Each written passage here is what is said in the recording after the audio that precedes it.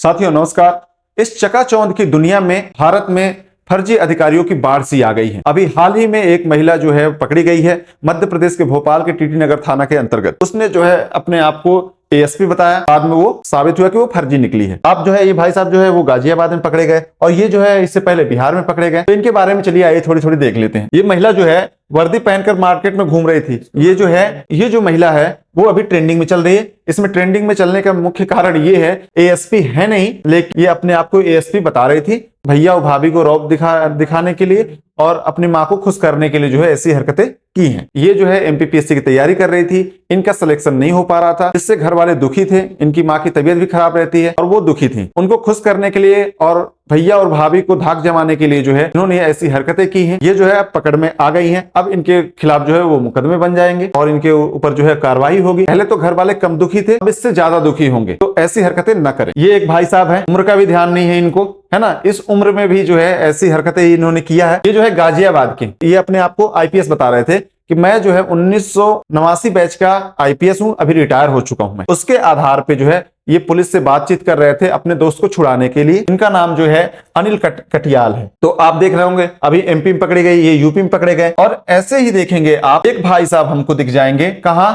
बिहार में। ये तो अभी वायरल है, पिक्चर बना रहे हैं भाई साहब। उस समय जो है लोग सोचे कि बहुत ये मासूम है बंदा, ये कुछ नहीं कर सकता, इसने जो बातें बता रहा वो सही है। इस व्यक्ति ने एक व्यक्ति का नाम बताया, इन्होंने 2.5 लाख रुपए लेके मुझे ये वर्दी दी है कि आपका जो सिलेक्शन हो चुका है, आप जो है आईपीएस बन गए हो। जब जांच पड़ताल हुई तो पता चला कि इनकी सारी बातें जो है वो फर्जी हैं। इन्होंने 2.5 लाख रुपए उस बंदे को नहीं दिए, उस व्यक्ति का नंबर दिया तो वो भी नंबर नहीं लग रहा था। तो कुल मिला के और इसके मामा से पूछताछ हुई तो पता चला कि वो भी जो है उन्होंने भी 2.5 लाख रुपए नहीं दिए हैं इनको कि जो आप जो है 2.5 लाख रुपए दो। ये जो वर्दी पहन रखा है ये खुद ही सिलवाया था। तो इस हिसाब से ये पता चला कि ये व्यक्ति ने खुद ही अपने आप को जो है वो आईपीएस के रूप में जो है वो सुसज्जित किया था, जबकि इसने जो है पुलिस को गुमराह किया और ये सारी बातें जो है इसके पूछताछ में पता चली थी। आज जो है वो क्या कर रहा है, वो पिक्चर बना रहा है, वो जो है रील बना रहा है और यूट्यूब में से जो है अच्छे खासे जो है वो पैसे कमा रहा है। फर्जीवाड़ा या फर्जी अधिकारियों की जो बाढ़ आ रही है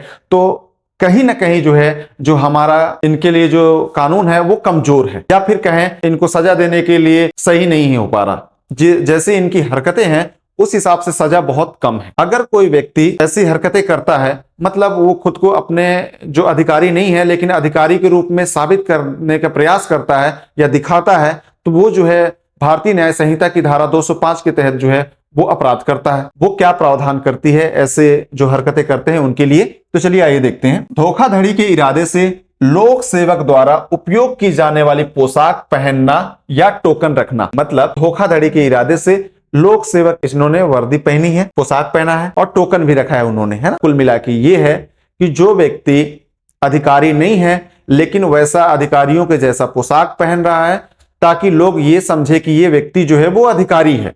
कुल मिला के ये बातें यही कह रही हैं, ठीक है। सरल भाषा में समझो आप, यही है कि मतलब वो अधिकारी नहीं है लेकिन वो ऐसी परिधान कपड़े पहनता है, ऐसे टोकन रखता है वो कि सामने वाला जो बंदा है या लोग उसे जो है वो अधिकारी समझे, उस रैंक का अधिकारी समझे। तो वो जो है किस धारा के तहत दोषी होगा?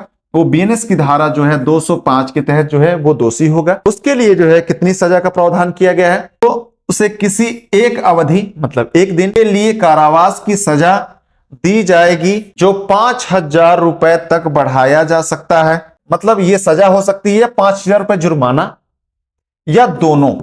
मतलब ये कहा जा सकता है कि 3 महीने की सजा और 5,000 रुपए जुर्माना हो सकता है।